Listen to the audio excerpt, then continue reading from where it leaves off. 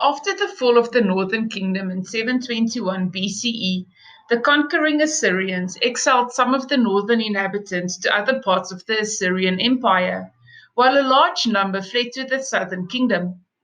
These conquered groups took their religious materials and their views about Yahweh with them. The southern kingdom did not escape the Assyrians, though, as shown by the Lachish reliefs in the Nineveh palace of Assyrian king Sennacherib. It tells the tale of how he captured the strategic city of Lachish in 701 BCE, one of Judah's most important cities of trade. Jerusalem was also under threat of being captured, but managed to escape. According to biblical literature, the reason for the Assyrians' retreat was that the prayers of the prophet Isaiah and King Ezekiel were answered. They begged Yahweh to deliver them from the approaching Assyrians.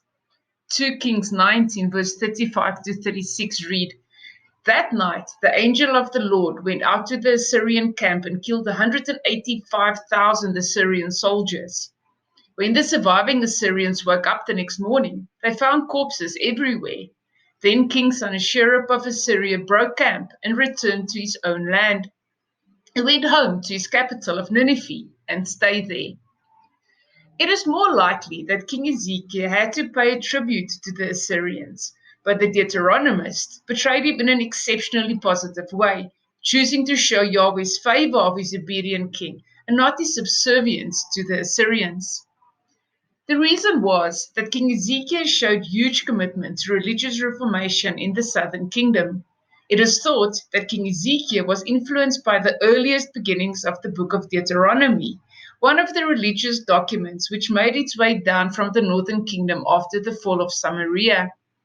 It is also possible that the disciples of the prophet Uzziah fled to the southern kingdom and promoted the exclusive worship of Yahweh. The message was clear. The north was not faithful to Yahweh, and that was why they were destroyed.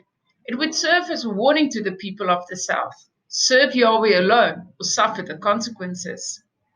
This renewed focus on Yahweh alone worship did not last. After the death of King Ezekiel, his son and successor Manasseh revived the holy places in the rural areas where Baal, Asherah, and other gods were venerated. In the eyes of the Deuteronomists, King Manasseh was the most evil king of them all, and the fall of the southern kingdom would later be ascribed to his idolatry. Historically, sources outside of biblical literature show King Manasseh brought 50 years of peace and economic growth. By allowing the worship of other gods, he won over the goodwill of the people. It was a clever and strategic decision. Even the Assyrian overlords painted a positive picture of King Manasseh, seeing him as cooperative and supportive of their projects.